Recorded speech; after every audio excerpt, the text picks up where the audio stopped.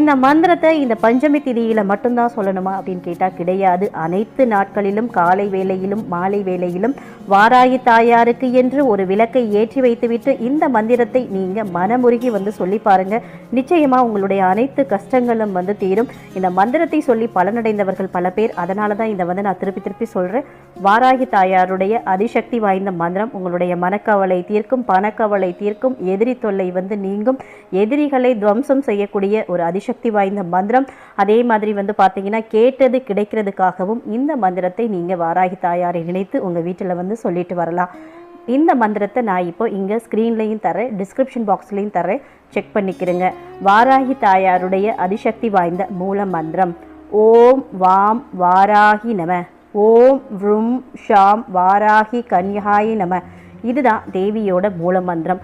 இந்த மந்திரத்தை சொல்லி நீங்கள் உங்களுடைய பிரார்த்தனைகளை